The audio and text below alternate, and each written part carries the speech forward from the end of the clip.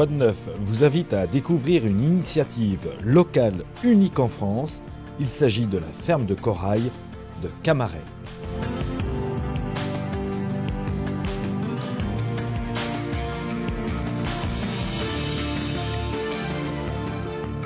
Nous allons donc vous expliquer comment elle fonctionne, qui sont ces jeunes créateurs. Et c'est dans ce bâtiment, cette ancienne production de langoustes, qu'ils ont décidé donc d'implanter cette entreprise, cette jeune entreprise d'élevage de corail. Alors, on remarque ici que j'ai descendu 2 marches. Pourquoi? Parce qu'en fait, comme je vous l'ai dit en rentrant ici, c'était un ancien vivier à langoustes.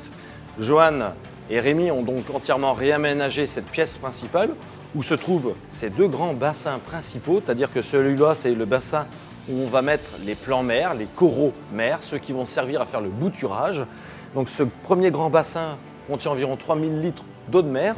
Le deuxième derrière moi contient aussi 3000 litres d'eau de mer. Et nous avons en dessous 6 autres bassins qui, eux, vont servir à l'élevage des boutures. On va regarder où on pompe l'eau de mer et ensuite on parlera du réacteur à calcaire. On se trouve ici dans le local de pompage où se trouve justement cette pompe de 60 m3/h.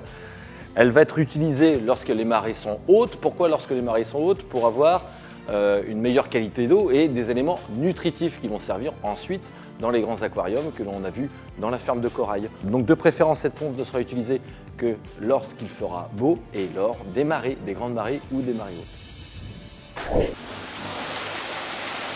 Alors voilà, on se trouve ici dans les bassins de décantation. Alors les bassins de décantation, c'est quoi? Eh bien, c'est en fait les bassins qui viennent recevoir l'eau de mer qui est pompée grâce à la pompe de 60 m3 que nous avons vu dans le local tout à l'heure. Alors cette eau de mer, elle est pompée, elle est stockée ici dans ce bassin de décantation, puis elle sera aspirée par ce tuyau-là, par une autre pompe qui va venir remplir plus haut à une sorte de château d'eau. Ce château d'eau a un petit trou et ce trou va servir à alimenter les bassins où sont stockés les coraux. Donc par simple gravité, l'eau va s'écouler dans ces tuyaux pour aller alimenter les bassins de corail. Il y en a 2 et nous sommes sur le premier bassin de décantation. On se retrouve dans la pièce du début de l'émission où nous avions expliqué qu'il y avait ici les bassins avec les pieds mers, les corails, les pieds de corail mer. Donc ici nous avons un goutte à goutte. Ce goutte à goutte, il provient en fait du château d'eau, du grand château d'eau dont je vous ai expliqué tout à l'heure que l'eau était pompée en hauteur et par simple gravité, cette eau redescend naturellement, alimenter ici ces bassins. Alors je suis avec Rémi. Ça va? Oui, ça va. Alors ici, on est devant des appareils un peu bizarres. Qu'est-ce que c'est que ce genre d'appareil-là? C'est ce que nous, on appelle un réacteur à calcaire. Un réacteur à calcaire. Alors, je vois qu'il y a des choses à l'intérieur. C'est quoi ces trucs-là? Alors ces choses sont des coraux morts. Ce Des sont coraux morts. ouais, voilà, ce sont des branches de coraux morts. Ici, on voit des grosses particules, c'est des grosses branches. D'accord. Mais finalement, ici, on retrouve du gravier qui n'est ni plus ni moins que du gravier corallien qui était du corail mort. D'accord. Alors pourquoi ce système-là? Alors, C'est quoi le gaz là, Le gaz qui est dans cette bouteille, c'est du dioxyde de carbone, du CO2. Ce que CO2. nous, on rejette, on aspire de l'oxygène et on rejette du CO2. Oui. Le CO2 a la capacité à dissoudre les coraux morts. Ah Donc, d'accord. il va dissoudre le corail, le squelette, qui est composé de calcium. Donc il dissout le calcium qui repart dans l'eau D'accord. pour nourrir les coraux que l'on a. Ah d'accord. Donc ça va remonter comme ça. Le calcium remonte en hauteur ici. Voilà. Et puis Il ça repart. arrive, Voilà, ça arrive exactement. dans ce petit tuyau. Tout à fait. Alors on va le montrer ici à la caméra, le petit tuyau. Il est là. Donc ça c'est. Voilà, ça c'est de l'eau de mer, mais qui est chargée en calcium, qui est plus chargée que l'eau de mer du bassin. De Camaret. Et D'accord. ça c'est pour nourrir les coraux. Alors maintenant on va aller voir un petit peu comment on fait du bouturage. Déjà, précaution, je mets un peu d'eau au fond Alors cette eau tu l'as pris dans un aquarium. dans un des aquariums. L'eau est la même partout dans tous les bassins, à quelque chose près. Alors, cette méthode de bouturage que Rémi nous montre s'applique aux coraux durs. Elle nécessite de manipuler le corail en douceur pour ne pas trop le stresser. De l'eau provenant de l'aquarium est déversée au fond du bac pour garder immergés les 2 morceaux de bouture qu'il va couper avec une pince. Après avoir replacé le plan mer dans le bassin, Rémi fabrique à l'aide de 2 morceaux de ciment les supports. Il y applique une colle spéciale pour faire tenir les 2 morceaux de bouture. Je dose pas, hein, je le fais à l'œil à peu près. Alors, on a vu les agriculteurs de la mer, maintenant on a les mailletés de la bouture. Je vais en mettre un petit peu sur les 2 Morceaux de ciment. Voilà. Voilà. Alors, je peux la manipuler avec les doigts, mais Pas trop, quoi. voilà. C'est assez fragile. Alors le fait qu'il soit à l'extérieur de l'eau, Ça ne les dérange pas tant que ça reste sur une courte période. très bien. Bon, alors on va les remettre dans leur bassin. Voilà, je vais les remettre dans l'eau. Alors là, tu vas les mettre dans le petit bassin. Voilà. Dans les bassins de croissance. Alors c'est 6 mois le temps de croissance? C'est variable. Bon, en moyenne, on va dire 6 mois. Pour simplifier, on dit 6 mois. 6 mois. Bon, Ouais. ben... J'ai des espèces qui poussent plus vite, d'autres moins vite. Donc on fait... Ah, dans 6 mois. Alors voilà, je voulais vous montrer cette pièce qui est en fait une pièce qui a un rôle clé dans la ferme de corail puisque c'est en fait la pièce de quarantaine avec le bassin de quarantaine. Tous les nouveaux coraux qui vont venir ici en culture ou en bouture vont être déposés dans ce bassin de quarantaine afin d'éviter de contaminer, si jamais ils ont des germes, des parasites, d'éviter de contaminer les autres coraux, les pieds mères. Allez, on continue notre petite visite. Vous avez remarqué qu'on avait plusieurs bassins, donc les bassins mères, les gros bassins qui sont ici, plus les petits bassins qui servent pour les boutures en bas, pour la pouponnière. Ils sont éclairés alternativement. Quand le grand est allumé, l'autre grand est éteint, vice-versa en bas. Pourquoi? Tout simplement pour maintenir une température constante qui doit être environ de 25 degrés.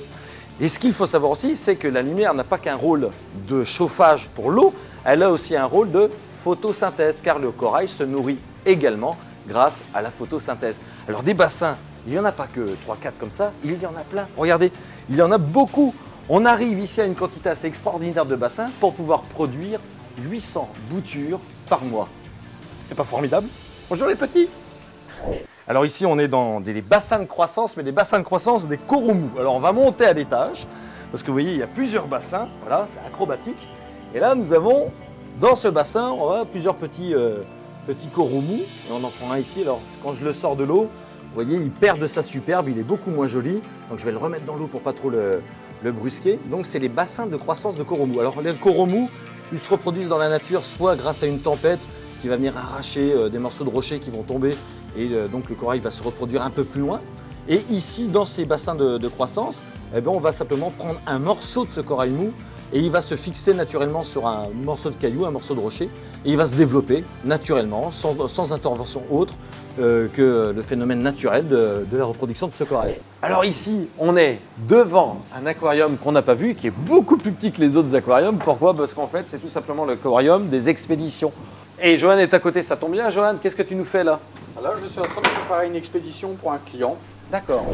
Johan, pour préparer son colis, utilise des sacs en plastique étanche, bien sûr. Alors s'y retrouve à l'intérieur le corail, de l'eau prélevée du bassin et de l'air. Puis il place l'ensemble dans une boîte isotherme. Un transporteur agréé viendra prendre le colis pour le livrer sous 24 ou 48 heures. Johan, Oui, alors on a fait le tour de la ferme de Camaret. oui. On a vu le pompage, on a vu le bouturage, on a vu un petit peu comment fonctionnait votre ferme d'élevage.